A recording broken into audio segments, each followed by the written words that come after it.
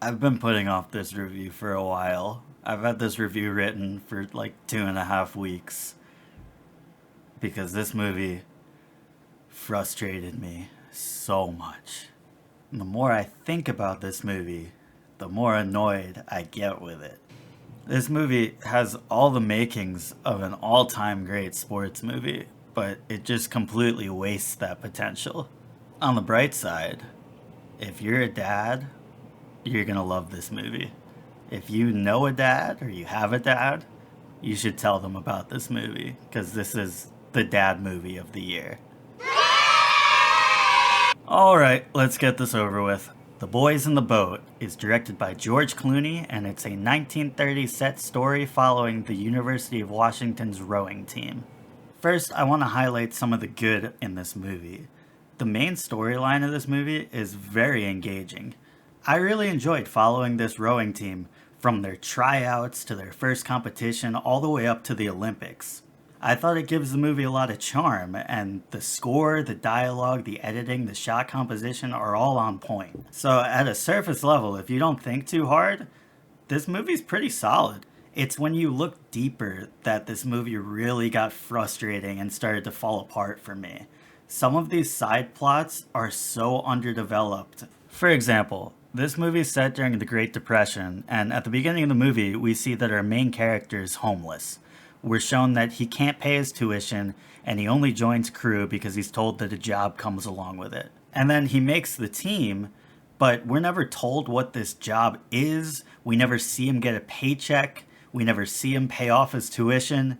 We just kind of have to assume that everything's fine, and that whole plot about him being homeless is just dropped. There's another moment where the coach is looking in the players' lockers and he discovers ripped clothing and shoes with holes in them, but this doesn't go anywhere, it's never addressed. Another undeveloped side plot is the love interest. 3/4 of the way through the movie, the main character's love interest just gets dropped completely. To clarify, they don't break up. Her story just ends. She's just not mentioned for the remainder of the movie. I think part of the reasoning for this is because the main character of the movie actually switches from Joe, one of the rowers, to the coach. And I think the switch makes sense within the confines of the story, but that's still not an excuse to drop one of the major subplots. Another moment that annoyed me is one of the rowers quits at some point, and it feels like it just comes out of nowhere.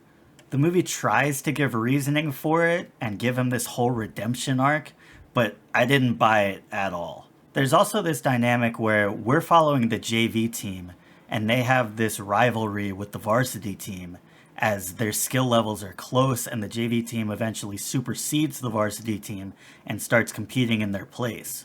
But I don't think this dynamic works as well as it could have, because we don't learn the names of these varsity players, we don't see their personalities, they only have one line really, and it's a complete throwaway line.